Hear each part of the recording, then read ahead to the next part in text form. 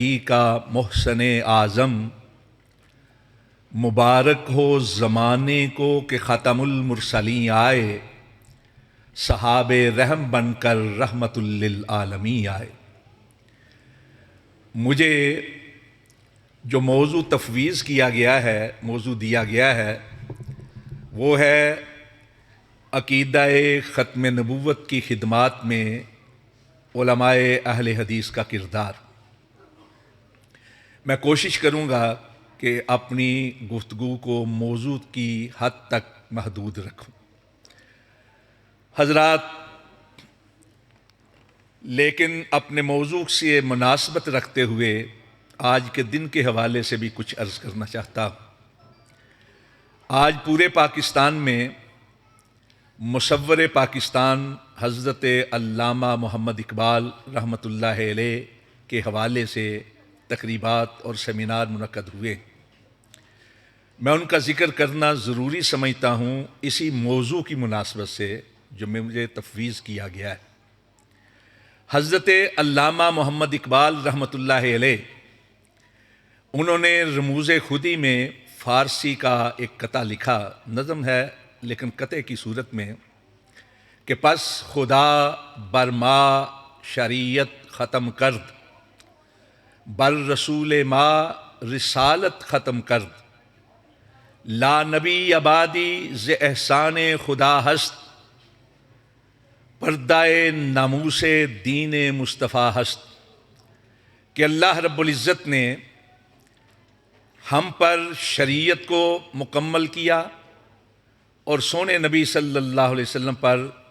رسالت کو ختم کر دیا۔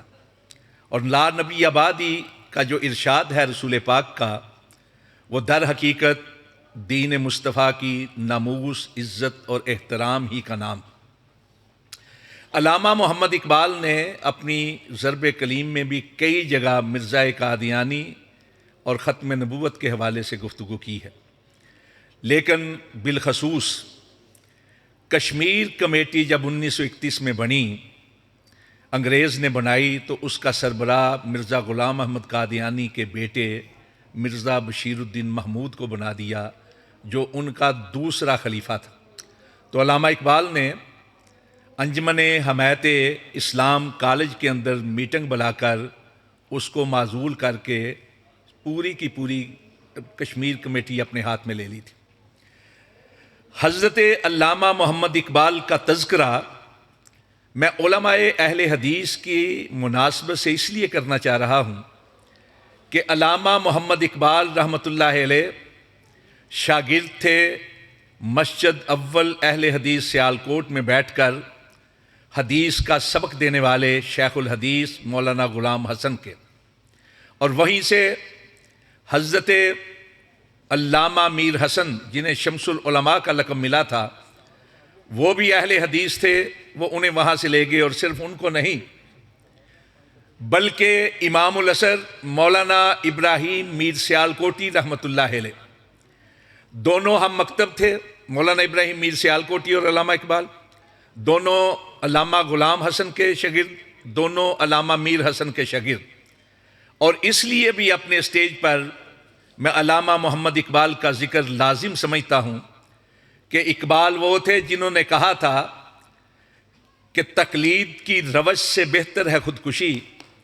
رستہ بھی ڈھونڈ خضر کا سودا بھی چھوڑ دے۔ حضرات، جہاں تک بات ہے ختم نبوت کی، ختم نبوت مدینے والے کا اعزاز بھی ہے، مدینے والے کا امتیاز بھی ہے۔ ختم نبوت آپ کی عزت، عظمت، شان اور شوکت کی علامت بھی ہے، دلیل بھی ہے، اور یہ عقیدہ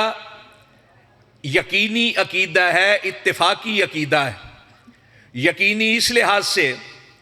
کہ کائنات کے اندر بڑی سے بڑی تبدیلیاں ممکن ہو سکتی ہیں، آسمان جھڑ سکتے ہیں، زمین پھٹ سکتی ہے، پہاڑ ریرا ریرا ہو سکتے ہیں، دریاؤں کا پانی خشک ہو سکتا ہے، قیامت قائم ہو سکتی ہے، لیکن مدینے والے کے بعد کوئی نبی اور رسول نہیں آ سکتا۔ یہ یقینی ہے، اور یہی وجہ ہے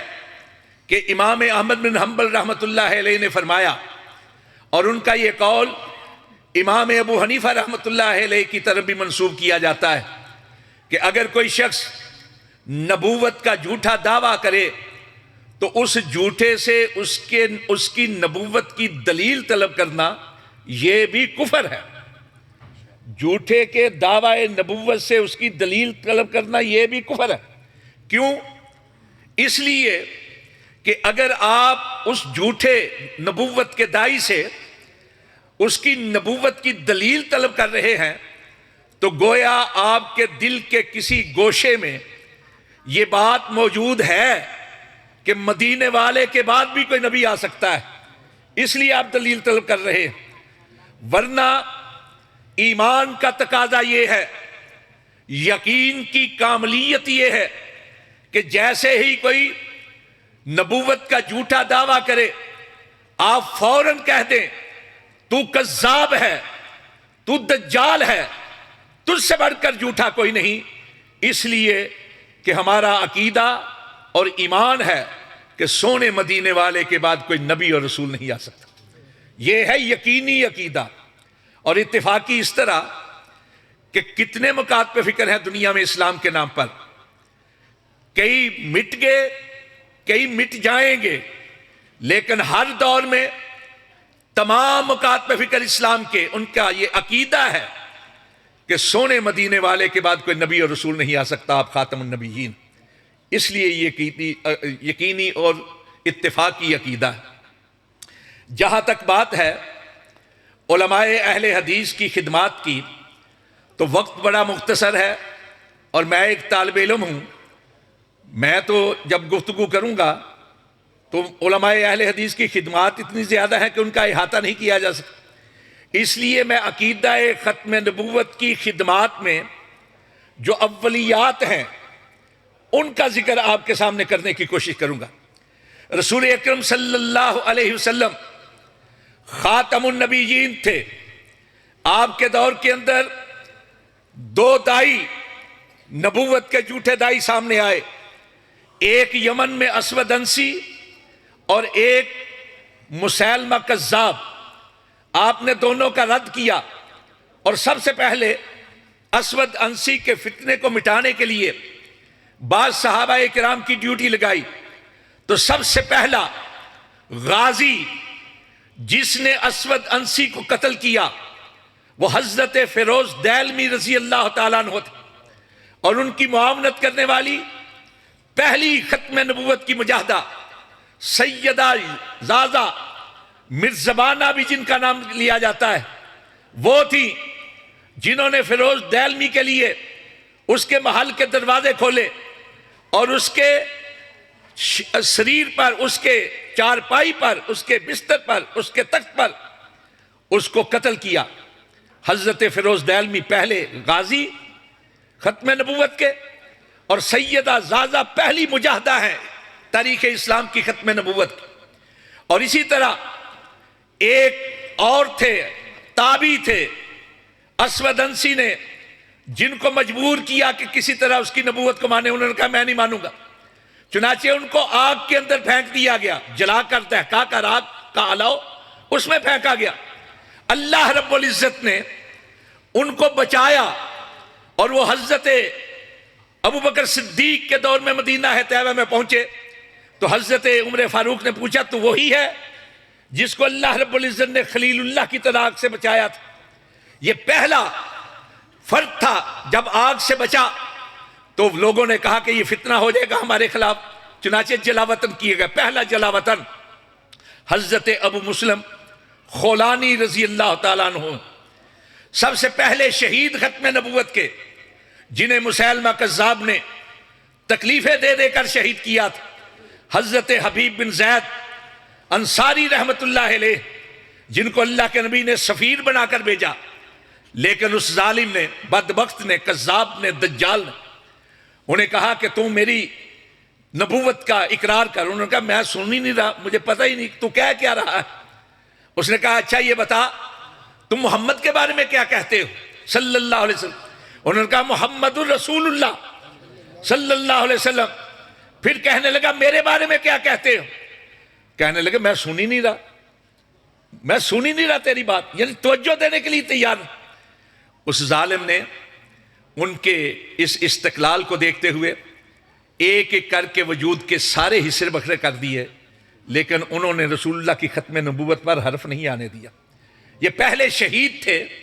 حضرت حبیب بن زید رضی اللہ تعالیٰ عنہ، اور جو پہلے قیدی تھے آ رہے تھے راستے سے، ان کو پکڑ لیا گیا، وہ تھے حضرت عبداللہ بن وہب رضی اللہ تعالیٰ عنہ۔ اصل میں یہ پہلے تھے لوگوں۔ ذکر اس لیے میں نے صحابہ کرام کا کیا ہے کہ ہم یہ سمجھتے ہیں کہ صحابہ کرام رضوان اللہ علیہم اجمعین تاریخ اسلام کے پہلے اہل حدیث تھے، اس لیے کہ حدیث وحی کو ماننے کا نام ہے، اللہ کے قرآن کو، رسول اللہ کے فرمان کو۔ لیکن پھر اس بر صغیر کے اندر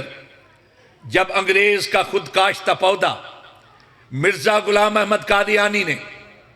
پہل اپنے آپ کو ایک مناظر کے روپ میں پیش کیا، جب لوگوں نے کہا کہ یہ بڑے اسلام کے لیے مناظرے کر رہا ہے، کبھی چھوٹے نام کے آریہ کو پکڑ لیتا، کبھی کسی گمنام سکھ کو پکڑ لیتا، تشہیر کرتا کہ میں نے آریاؤں کو ہرایا ہے، لوگوں نے کہا اسلام کی خدمت کر رہا ہے، پھر اس کو وکیل اسلام کہا گیا، پھر اس نے پیری مریدی کا سلسلہ کر کے اپنی بیعت کا آغاز کر دیا، بیعت لینے لگا، پھر اس نے مسیح کا دعویٰ کیا، پھر مہدی موعود کا دعویٰ کیا، پھر کہا میں عین مسیح ہوں، جو آنے تھے وہ میں ہوں، پھر اس نے نبوت کا دعویٰ کیا ہے 1901 کے اندر۔ سب سے پہلے اس کے فتنے کو پہچاننے والے اہل حدیث کے سرخیل، اہل حدیث کے بزرگ، چینیہ والی مسجد کے خطیب حضرت مولانا ابو سعید محمد حسین بٹالوی تھے، جنہوں نے ایک مکتبے کے اندر، ایک پریس کے اندر، جہاں سے وہ اپنا رسالہ اشاعت السنہ چھپوایا کرتے تھے، وہاں ایک کتابچہ دیکھا فتح اسلام کے نام پر، اس کے اوپر نام لکھا ہوا تھا مرزا لعین کا، تو اس کو خط لکھا کہ میں خوشگمانی کرتے ہوئے یہ سمجھتا ہوں یہ آپ کا نہیں، لیکن اگر آپ کا ہے تو مجھے وضاحت کر کے بتائیں کہ اس کے اندر جو عقائد ہیں آپ۔ اس نے بجائے اصلاح کرنے کے اپنے ان عقائد سے توبہ کرنے کی بجائے اس نے ایک اور رسالہ لکھ دیا، پھر ایک اور لکھ دیا۔ تو مولانا ابو سعید محمد حسین بٹالوی رحمت اللہ علیہ نے ایک استفتاء لکھا، اس کی عبارات پر مشتمل فتویٰ طلب کرنے کے لیے ایک سوال نامہ تیار کیا اور اس کو پیش کیا اپنے استاذ مکرم، ہمارے اہل حدیثوں کے استاذوں کے استاذوں کے استاذ حضرت شیخ الکل فی الکل میاں نذیر حسین دہلوی رحمت اللہ علیہ کے سامنے میاں صاحب نے بڑی تفصیل کے ساتھ جواب دیا اور کہا کہ یہ جس فرد کے عقائد ہیں وہ فرد اسلام کے ساتھ تعلق نہیں رکھتا، کفر بواہ کا مرتکب ہے، کفر صریح کا مرتکب ہے، کافر ہے،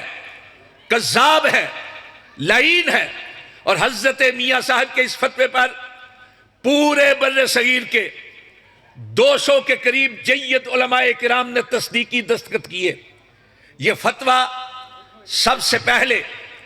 1892 کے اندر شائع ہوا اور یہ متفقہ فتویٰ تھا۔ آج بعض لوگ کہتے ہیں کہ جی اس سے بھی پہلے لدھیانہ کے بعض علماء نے فتویٰ لکھا تھا، بعض کہتے ہیں فلاں نے لکھا تھا۔ انکار ضرور کیا تھا لدھیانہ کے علماء نے، لیکن فتوے کی صورت نہیں تھی۔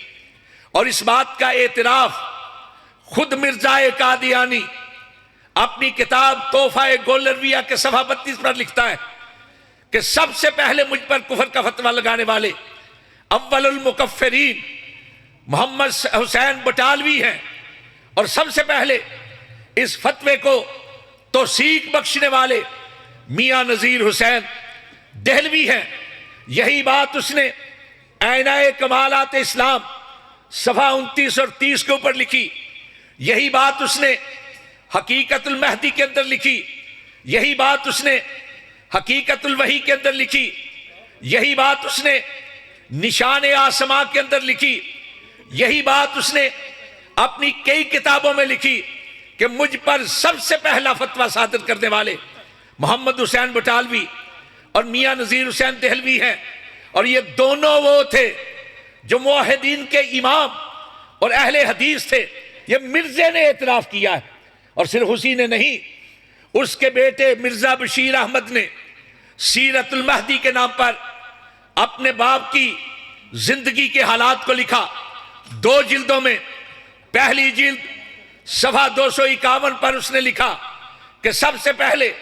مرزا صاحب کے کفر کی بات محمد حسین بٹالوی صاحب نے کی، اور اس کو توثیق ملی تو اس شخصیت کی وجہ سے ملی جو بر صغیر کے اندر نہایت معزز تھے، مقبول تھے، معروف تھے، اور وہ میاں نذیر حسین دہلوی رحمت اللہ علیہ تھے۔ یہ مرزے کے اپنے بیٹے مرزا بشیر احمد نے اپنی کتاب سیرت المہدی کی پہلی جلد کے صفحہ 251 پر لکھی۔ پھر اسی طرح مرزا کے بارے میں ایک دیوبندی عالم دین ابو القاسم رفیق دلاوری نے ایک مبسوط کتاب لکھی رئیس قادیاں کے نام پر، اس کے صفحہ 444 پر انہوں نے بھی یہی بات کہی کہ سب سے پہلے کفر کا فتویٰ دینے والے محمد حسین بٹالوی اور میاں نذیر حسین دہلوی تھے۔ پھر ایک رسالہ ہے مرزائیوں کا، لاہور سے شائع ہوتا ہے، نام تو اس کو دیا گیا ہے ادبی رسالے کا، ہفت روزہ لاہور اس کا نام، اور اس کے ایڈیٹر ہے ثاقب زیروی۔ اس کا 12 جون 2010 کا شمارہ میرے پاس موجود ہے، میں وہ باتیں کر رہا ہوں جو میں نے خود پڑھی۔ اس میں اس نے انجمن احمدیہ پاکستان کے صدر، جس کا نام بھی غلام احمد ہے، اس کا انٹرویو شائع ہوا ہے۔ اس نے کہا کہ ہم تو اپنے آپ کو مسلمان سمجھتے ہیں، ہمیں تو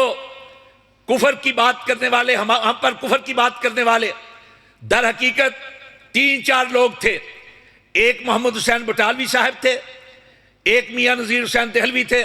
اور سب سے زیادہ ہماری مخالفت اگر کسی نے کی ہے تو وہ ثناء اللہ مرسری رحمۃ اللہ علیہ نے کی۔ اور مولانا مرسری رحمۃ اللہ علیہ وہ شخصیت ہیں کہ جن کو تمام مکاتب فکر کے سنجیدہ فکر لوگ فاتح قادیاں کہتے ہیں، اس لیے کہ قادیاں کے اندر جا کر سب سے پہلے جس نے مرزا قادیانی کو للکارا وہ شیخ الاسلام شیر پنجاب حضرت مولانا ثناء اللہ مرسری رحمۃ اللہ علیہ تھے، اور اسی وجہ سے ان کو 1903 کے اندر گئے تھے اور چوکوں کے اندر کھڑے ہو کر کہا مرزا صاحب آئیں مقابلہ کریں، اس لیے ان کو فاتح قادیاں کہا جاتا ہے۔ حضرت مولانا منظور احمد چنیوٹی رحمت اللہ علیہ دیوبندیوں کے بہت بڑے عالم اور جنہوں نے قادیانیت کے خلاف بڑا کام کیا ہے، انہوں نے مولانا ثناء اللہ مرسری سے متاثر ہو کر اپنے ایک بیٹے کا نام ثناء اللہ رکھا تھا، اور وہ ہے ثناء اللہ مرسری رحمت اللہ علیہ، جنہیں حضرت سید عطا اللہ شاہ بخاری رحمت اللہ علیہ عقیدت کی وجہ سے ابا جان کہا کرتے تھے۔ اس لیے ابا جان کہا کرتے تھے کہ مولانا ثناء اللہ مرسری کے ایک بیٹے کا نام عطا اللہ تھا جو شہید کر دیے گئے تھے، تو وہ کہتے تھے کہ جس طرح وہ آپ کے بیٹے تھے اس طرح میں آپ کا بیٹا ہوں، آپ میرے لیے ابا جان کی حیثیت رکھتے ہیں۔ حضرات، سب سے پہلا مناظرہ مرزائیوں کے ساتھ لاہور کے میدان بھائیاں کے اندر مولانا محمد حسین بٹالوی رحمت اللہ علیہ نے 15 اپریل 1891 میں کیا۔ مرزا خود نہیں آیا، اس نے حکیم نور الدین کو آگے کر دیا، لیکن حکیم نور الدین مناظرے کے دوران سے بھاگ گیا، دوران ہی میں بھاگ گیا۔ تو حضرت مولانا محمد حسین بٹالوی رحمت اللہ علیہ نے ٹیلی گرام دیا مرزا کو، جو اس وقت لدھیانہ میں تھا، اور اس وقت یہ ٹیلی گرام سب سے تیز ذریعہ تھا پیغام رسانی کا۔ آج تو ہمارے ہاتھوں میں ہے کہ دنیا کے کسی حصے پہ ہم بات کر سکتے ہیں، اس سے بھی زیادہ تیز، لیکن اس وقت جس کو تار کہا جاتا تھا، ٹیلی گرام، کہا مرزا صاحب آپ کا مناظر فرار ہو گیا ہے، آپ خود آئیں اور اپنے عقائد پر میرے ساتھ مقابلہ کریں۔ مرزا آیا جولائی کے مہینے میں، 20 جولائی کو طے ہوا، کہنے لگا میں براہ راست مناظر نہیں کروں گا، تحریری مناظرہ کروں گا، ایک رکا آپ کی طرف سے، ایک میری طرف سے، ایک آپ کی طرف، 12 رکے ابھی ہوئے تھے دونوں طرف سے۔ 1 اگست 1891 کو مرزا بھی فرار ہو گیا۔ پھر اگلے سال آیا فروری 1892 میں، مولانا نے کہا کہ آؤ مقابلے میں، ابھی ادھار باقی ہے۔ مرزا کہنے لگا ہاں کرتے ہیں، لیکن رات کے اندھیرے میں لاہور سے فرار ہو کر سیالکوٹ پہنچا۔ مولانا کو پتا چلا، مولانا حسین بٹالوی کو، مولانا اس کے پیچھے سیالکوٹ، وہ سیالکوٹ سے بھاگا کپور تھلہ، مولانا اس کے پیچھے کپور تھلہ، کپور تھلہ سے بھاگا جلندر، مولانا اس کے پیچھے جلندر، جلندر سے بھاگا لدھیانہ، مولانا اس کے پیچھے لدھیانہ، کئی دن تک رہے، سامنے نہیں آیا۔ آخرش کہنے لگا مجھے الہام ہوا ہے کہ ابو سعید محمد حسین بٹالوی کے ساتھ مناظرہ نہیں کرنا، البتہ میں الہامی دعا کرتا ہوں کہ سچے کے زندگی میں جھوٹا مر جائے، اور مرے بھی غیر طبی موت، ہیضے کے ساتھ یا سرطان کے ساتھ، اور یہ ہر ایک کے ساتھ یہی بات کیا کرتا تھا۔ حضرات، پھر سب سے پہلا مباہلہ مرزا قادیانی کے ساتھ جس نے کیا وہ مولوی عبدالحق غزنوی رحمۃ اللہ علیہ تھے۔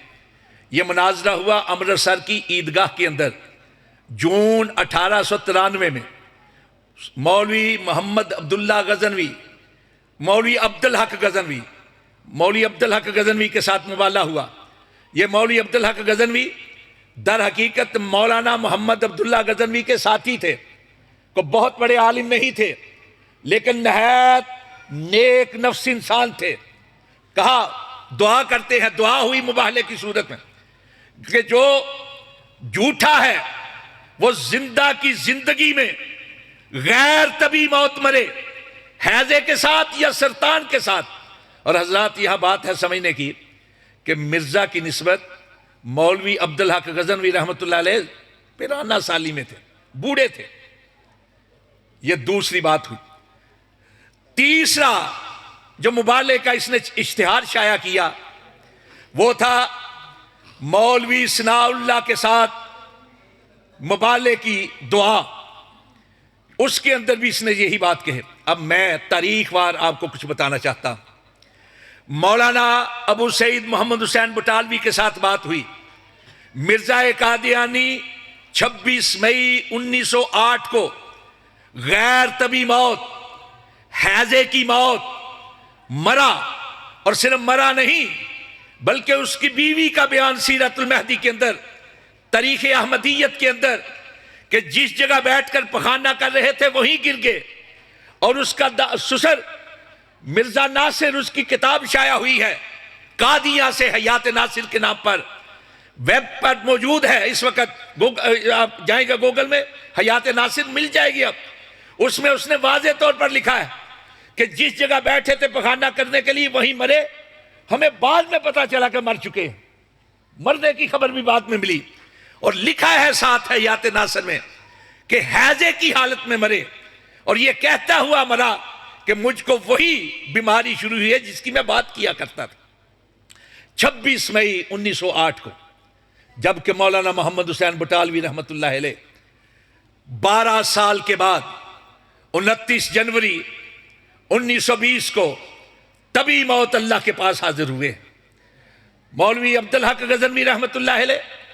جو بوڑھے تھے، وہ مرزا قادیانی 26 مئی 1908 کو مرا، وہ 16 مئی 1918 کو طبی موت اللہ کے پاس حاضر ہوئے۔ اور مولانا ثناء اللہ امرتسری رحمۃ اللہ علیہ 40 سال کے بعد امرتسر کے رہنے والے تھے، اور صرف عالم دین ہی نہیں تھے، ان کا تو علم کا عالم یہ تھا، ان کو وکیل اسلام کہا جاتا تھا، ان کو شیخ الاسلام کہا جاتا تھا۔ علماء دیوبند نے کہا کہ اگر رات کے اندھیرے میں اسلام کے خلاف کوئی فتنہ پیدا ہو تو صبح کے سورج کے طلوع ہونے سے پہلے اگر کوئی اس کا جواب دے سکتا ہے تو ثناء اللہ امرتسری رحمۃ اللہ علیہ۔ وہ ثناء اللہ امرتسری رحمۃ اللہ علیہ صرف عالم دین ہی نہیں تھے، ایک سیاستدان بھی تھے۔ 1919 کے اندر امرتسر میں جلیانوالہ باغ کے بعد جو آل انڈیا مسلم لیگ کا اجلاس ہوا، اس کے استقبالیہ کے وہ صدر تھے،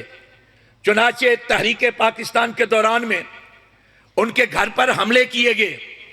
ان کی لائبریری چلا دی گئی، بہت نقصان ہوا، لیکن اللہ نے ان کو محفوظ رکھا، اللہ نے ان کو محفوظ رکھا۔ بلکہ مولانا اسحاق بٹی نے ایک جگہ لکھا ہے کہ ایک بار بیمار ہو گئے تو علاج کے لیے ہسپتال جانے لگے، تو کسی نے کہا مولانا اس ہسپتال میں نہ جائیں، اس لیے کہ وہاں ایک دو ڈاکٹر جو ہے وہ قادیانی ہے، کہیں مرزا کی بات کو سچ ثابت کرنے کے لیے آپ کو کوئی تکلیف نہ پہنچائیں۔ مولانا نے کہا مجھے اپنے نبی کی ختم نبوت پر اتنا یقین ہے کہ اگر سارے ڈاکٹر بھی مل کر مجھے نقصان پہنچانا چاہے مجھے نقصان نہیں پہنچے گا۔ 40 سال کے بعد 15 مارچ 1948 کو طبی موت سرگودا کے اندر فوت ہوئے۔ مولانا اللہ وسایا بہت بڑے عالم دین ہے دیوبندی علماء کے، اور بڑا کام کیا ہے انہوں نے۔ احتساب قادیانیت کے نام پر 60 جلدوں میں، محاسبہ قادیانیت ابھی تک 21 جلدیں آ چکی، بڑا کام کیا۔ احتساب قادیانیت کی 8 اور 9 جلد جو ہے وہ مولانا ثناء اللہ امرسری کے رسائل پر مبنی، لیکن 8ویں جلد کے شروع میں وہ لکھتے ہیں کہ ایسے محسوس ہوتا ہے جیسے اللہ رب العزت نے مولانا ثناء اللہ امرسری کو قادیانیت کی بے کنی کے لیے، اس کے استحصال کے لیے پیدا کیا تھا، اس کے خاتمے کے لیے پیدا کیا تھا۔ اور آخر میں لکھتے ہیں، ذرا غور کیجئے اہل حدیثوں کیا لکھتے ہیں، لکھتے ہیں خاک پائے مولانا ثناء اللہ امرسری اللہ وسایا، کہ میں مولانا ثناء اللہ امرسری کے پاؤں کی خاک کے برابر۔ وہ گئے ایک بار، انہوں نے سرگودا میں پوچھ کر گئے کہ مولانا ثناء اللہ امرسری کی قبر کہاں ہے۔ ان کے بقول کہتے ہیں کہ مجھے وہاں سے خوشبو کی لپٹیں محسوس ہوئی تھی۔ مولانا ثناء اللہ امرسری رحمۃ اللہ علیہ سب سے پہلے قادیانیت کے خلاف جو کتاب لکھی گئی 24 سال کے ایک نوجوان نے لکھی، جو بعد میں بر صغیر کا سب سے بڑا سیرت نگار قرار پایا، حضرت قاضی محمد سلیمان سلمان منصور پوری رحمۃ اللہ علیہ، اور ان کی کتاب تھی غایت المرام فی تائید الاسلام، غایت المرام فی تائید الاسلام۔ 24 سال کی عمر میں سب سے پہلی کتاب انہوں نے یہ لکھی تھی، اور حضرات سب سے پہلا کتابچہ 44 صفحے کا وہ علی گڑھ کے مولانا محمد اسماعیل علی گڑھی نے لکھی تھی 1893 کے اندر۔ سب سے پہلے جس کے ساتھ عقیدہ حیات مسیح پر مرزا کا باقاعدہ مناظرہ ہوا رکوں کی صورت میں، وہ تھے میاں نذیر حسین دہلوی کے شاگرد مولانا بشیر شاہ سوانی رحمت اللہ علیہ۔ ابھی 3 رکوں کا تبادلہ ہوا تھا کہ مرزا بھاگ گیا تھا، اور پھر بعد میں مولانا محمد بشیر شاہ سوانی رحمت اللہ علیہ نے اس عقیدے کے حوالے سے حیات مسیح کے مسئلے پر ایک مقصود کتاب لکھی تھی، اس کا نام ہے الحق السری فی اثبات حیات المسیح۔ حضرت مولانا بشیر شاہ سوانی کی اس کتاب کا ترجمہ کراچی سے پچھلے سالوں میں ہو چکا، پچھلے برسوں میں ہو چکا ہے۔ ہمارے ایک ساتھی تھے جو آج کل جامعہ ستاری ہمیں شیخ الحدیث میرے ساتھ پڑھے ہوئے، انہوں نے ترجمہ کیا ہے اس کا۔ سب سے پہلے پاکستان کے اندر قادیانیوں کو اقلیت قرار دلوانے کے لیے جس نے مطالبہ کیا تحریری صورت میں، وہ حضرت فلسفی حضرت غزالی دوران حضرت مولانا محمد حنیف ندوی رحمت اللہ علیہ تھے، جو مرثی جمعیت اہل حدیث پاکستان کے ہفت روزہ آرگن آل اعتصام کے پہلے ایڈیٹر تھے، اور انہوں نے یہ مطالبہ 1949 کے اندر کیا تھا، اور اس کا اداریہ کا عنوان تھا مرزیت نئے زاویوں سے۔ سب سے پہلے عربی کے اندر جو کتاب لکھی گئی مرزا کے بعض عقائد کے بارے میں، حضرت مولانا محمد عبداللہ تھے، ان کی کتاب کا نام تھا بیان للناس۔ لیکن پورے فتنہ قادیانیت کے خلاف عربی میں جو پہلی کتاب لکھی گئی وہ حضرت علامہ احسان الہی ظہیر شہید رحمت اللہ علیہ کی کتاب القادیانیہ ہے، جس کا کئی زبانوں میں ترجمہ ہو چکا ہے۔ مولانا ابو الحسن علی ندوی نے بعد میں کتاب لکھی ہے، ورنہ اس سے پہلے عرب دنیا کے اندر قادیانیت کے بارے میں پورا تعارف نہیں تھا۔ حضرات آج کے دور کے اندر بھی ایک مسافر، ایک پردیسی برطانیہ کے اندر بیٹھ کر تحریک ختم نبوت پر علماء اہل حدیث کے کردار کو جمع کر رہا ہے، اور ابھی تک مرزا قادیانی کے فتنے کے آغاز سے لے کر 1943 تک کی خدمات کو جمع کیا جا سکا ہے، اور اس کی 75 جلدیں شائع ہو چکی ہیں، 75 جلدیں شائع ہو چکی ہیں، اور ابھی صرف 1943 تک کا تذکرہ ہوا ہے۔ 1943 سے لے کر آج 2024 تک جتنے لوگوں نے کام کیا ہے وہ سارا کام ابھی باقی ہے، اور وہ کون ہے؟ وہ حضرت بابا تبلیغ مولانا محمد عبداللہ بورے والا والے رحمت اللہ علیہ، ان کے بیٹے ہیں ڈاکٹر پروفیسر محمد سلیمان اظہر، جو برطانیہ میں بہاؤالدین کے نام سے کام کر رہے ہیں۔ اکیلا آدمی برطانیہ میں بیٹھ کر خود لکھتا ہے، خود کمپوزنگ کرتا ہے، خود پروف ریڈنگ کرتا ہے، پھر اپنی جیب سے شائع کر کے علماء کی لائبریریوں تک پہنچا رہا ہے۔ تو حضرات، اہل حدیث جہاں ایک فرد بھی موجود ہے، مجھے احساس ہے وقت کی کمی کا، اس لیے میں بات کو سمیٹ رہا ہوں، جہاں ایک بھی اہل حدیث موجود ہے وہ الحمدللہ عقیدہ ختم نبوت کے فروغ کے لیے، اس کو ترویج دینے کے لیے، اس کو لوگوں تک پہنچانے کے لیے اپنا کردار ادا کرتا رہے۔ اس لیے کہ ہم یہ سمجھتے ہیں کہ عقیدہ ختم نبوت اور مسلک اہل حدیث ایک ہے۔ مسلک اہل حدیث کیا ہے؟ کہ مدینے والے کے بعد کسی اور کی بات کو نہیں سننا، مدینے والے کی ذات کے ہوتے ہوئے کسی کی ذات نہیں، اور مدینے والے کی بات کے ہوتے ہوئے کسی کی بات نہیں۔ یہی ختم نبوت ہے۔ میں یہاں ایک واقعہ آپ کے گوش گزار کرنا چاہتا ہوں۔ 1977 میں ذوالفقار علی بھٹو کے خلاف تحریک چلی تھی، پرانے بزرگ جانتے ہیں، نوجوانوں کو تو نہیں معلوم ہوگا۔ اس کا نام رکھا گیا تھا نظام مصطفیٰ، تحریک نظام مصطفیٰ۔ ضیاء الحق صاحب نے بھٹو کا تختہ الٹ دیا، خود وہ برسر اقتدار آ گئے۔ اور اس وقت ہوتا یہ تھا کہ ربوہ کے اندر، جو آج کل چناب نگر ہے، وہاں قادیانیوں کا 3 روزہ اجتماع ہوتا تھا، 25، 26، 27 دسمبر کو، اور عین انہی دنوں میں چنیوٹ کے اندر تمام مکاتب فکر کا اجتماع ہوتا تھا، اور میزبانی اس کی کیا کرتے تھے مولانا منظور احمد چنیوٹی رحمۃ اللہ علیہ۔ تحریک نظام مصطفیٰ کے بعد ہم پڑھا کرتے تھے ان دنوں سرگودا، وہاں سے سرگودا سے میں، ہمارے ایک ساتھی تھے عبدالرشید جو شیخ الحدیث تھے، حادثے میں ایک میں شہید ہو گئے، اور تیسرے مولانا عبدالحی انصاری حافظہ اللہ، جو مولانا ارشاد اللہ قصری کے معاون ہیں۔ ہم تینوں آئے سرگودا سے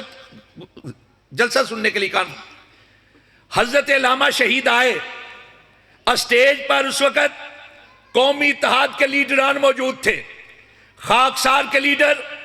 خان اشرف خان موجود تھے، مولانا مفتی محمود موجود تھے، فیصل آباد کے مولانا تاج محمود موجود تھے، مولانا منظور احمد چنیوٹی تو میزبان تھے، وہ بھی موجود تھے، عین غین قراروی، علی غضنفر قراروی شیعہ حضرات کے بڑے لیڈر تھے، وہ بھی موجود، علامہ محمود احمد رضوی بریلوی حضرات کے موجود، اور بھی لوگ موجود تھے۔ حضرت علامہ شہید نے گفتگو کرتے ہوئے کہا اے علماء اہل حدیث، میں آپ سے ایک سوال پوچھنا چاہتا ہوں، اپنے سینے پہ ہاتھ رکھ کر میرے سوال کا جواب دیں کہ مرزائیوں نے مرزا کو نبی مان کر مدینے والے کے مقابل اس کی بات کو مانا، وہ تو ہو گئے کافر، اور جنہوں نے اپنے اماموں کو، اپنے پیروں کو نبی بھی نہ مانا، پھر مدینے والے کے مقابل اپنے امام کی بات مانتے ہیں، اپنے پیر کی بات مانتے ہیں، ان کو کیا کہنا چاہیے؟ یہ سوال بھی ہے، یہ عقیدہ ختم نبوت بھی ہے، یہ مسلک اہل حدیث بھی ہے۔ تو حضرات، علماء اہل حدیث نے ہر دور میں کردار ادا کیا ہے، سب نے کیا ہے، ختم نبوت سب نے کیا ہے، ہم کسی کی نفی نہیں کر رہے۔ میں تو بات کر رہا ہوں اولیات کی۔ مولانا ثناء اللہ مصری رحمۃ اللہ علیہ، ان کے بارے میں شورش کشمیری نے تحریک ختم نبوت کے اندر لکھا، ابوالقاسم دلاوری نے لکھا، مولانا اللہ وسایہ نے لکھا، بلکہ بریلویوں کا ایک رسالہ ہے کنز الایمان، اس نے ایک نمبر شائع کیا تھا 2009 ستمبر میں، ختم نبوت نمبر، اس کے اندر 3 جگہ پر لکھا کہ مرزا قادیانی کی ہلاکت در حقیقت مولانا ثناء اللہ مصری کے ساتھ جو الہامی دعا تھی اس کی وجہ سے ہوئی ہے۔ اور میں یہاں عرض کر دوں کہ ہم کسی کے مرنے پہ خوشی نہیں کرتے، ہم کسی کے مرنے پہ خوشی نہیں کرتے، اس لیے کہ دشمن مرے تو خوشی نہ کریے، سجنا بھی مر جانا، لیکن مرزے کے مرنے کی خوشی ہمیں اس لیے ہے کہ اللہ رب العزت نے اس کی موت کے ذریعے سے ختم نبوت کے عقیدے کو واضح کر دیا تھا۔ اس نے شرط یہ رکھی تھی، مولانا ابو سید محمد حسین بٹالوی کے ساتھ، مولوی عبدالحق غزنوی کے ساتھ، مولانا ثناء اللہ مرسری کے ساتھ، اس لیے ہم سمجھتے ہیں کہ اس کا مرنا در حقیقت ختم نبوت کی واضح دلیل ہے۔ اللہ رب العزت سمجھنے کی توفیق عطا فرمائے۔ واقول قولی ھذا استغفر اللہ لی ولکم اجمعین۔